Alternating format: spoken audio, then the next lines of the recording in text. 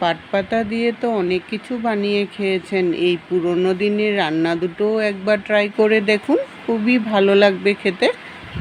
রেসিপিটা বানানোর আগে আধা কাপের মতো মসুর ডালটা আগে ভিজিয়ে রাখবেন, তাহলে রেসিপিটা হতে কিন্তু বেশি সময় লাগবে না। এদিকে ডালটা ভিজতে ভিজতে পাটপাতাগুলোও বেছে নেব। পাটপাতার আগাটাকে আলাদা করব আর পাতাটাকে আলাদা করব, দুটো দিয়ে দুটো রেসিপি বানাবো।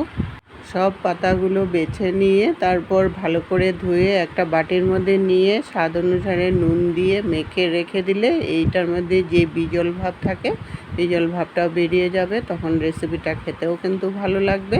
10 মিনিটের জন্য এটা রেখে দেবো। এদিকে আগাগুলোকেও ভালো করে ধুয়ে নিয়েছি, এগুলোকে এখন একটু বড় বড় করে কুচি করে কেটে নেব। সবগুলো আগাকে কুচি করে নিয়ে তারপর কড়াই বসিয়ে আমি মুসুর ডালটাকে দিয়ে দিলাম। ডালটা দিয়ে এখন আন্দাজ মতো একটু জল দিতে হবে, 1 বাটির মতো জল দিয়ে স্বাদ অনুসারে নুন দিয়ে এখন ডালটাকে সেদ্ধ হতে দেব। এদিকে ডালটা সেদ্ধ হতে হতে আরেকটা কড়াই বসিয়ে 2 চামচ সরষের তেল দিয়ে দিলাম।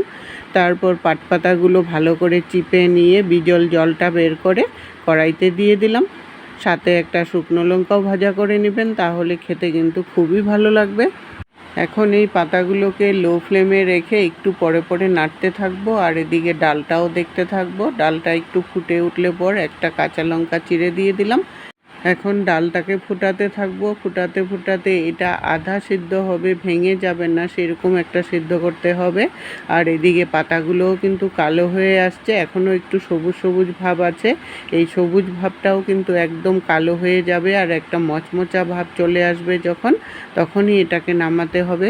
এদিকে ডালটা আধা সিদ্ধ হয়ে গেছে, ভেঙে যায়নি, একদম নরম হয়ে গেছে, সেই পর্যায়ে ডালটাকে নামিয়ে রাখলাম। আর এদিকে পাতাগুলোও কালো হয়ে গেছে, একটা মচমচা ভাব চলে আসছে। পাতাগুলোকে কড়াইয়ের মধ্যেই রেখে দিলাম গ্যাসটা অফ করে, তাহলে একদম মচমচা থাকবে। তারপর আবার কড়াই বসিয়ে 2 চামচ সরষের তেল দিয়ে দুটো শুকনো লঙ্কা ফোড়নে দিয়ে লঙ্কাটা ভাজা করে নিয়ে 1/2 টিস্পুন সরষে দিয়ে দিলাম। সরষেটা ভাজা হয়ে যাওয়ার পর একটু আদা কুচি দিয়ে দিলাম। আদাটা ভাজা হয়ে যাওয়ার পর তারপর পাতাগুলোকে দিয়ে একটু ভাজা করে নিয়ে হলদি পাউডার দিয়ে একটু ভাজা করে নিলাম। ভাজা করে নিয়ে তারপর ডালটাকে ঢেলে দিলাম। ডালটা দিয়ে ভালো করে মিশিয়ে নিয়ে ব্যালেন্সের জন্য একটু মিষ্টি দিয়ে ফুটিয়ে নিলেই আমার পাটপাতার ডাল একদম রেডি হয়ে গেল। রেসিপি দুটো আপনাদের কেমন লাগলো বন্ধুরা, কমেন্ট করে জানাবেন। পাটপাতার এই ভাজা শুকনো লঙ্কা দিয়ে গরম ভাতের সাথে মেখে খেতেও কিন্তু দারুণ লাগে।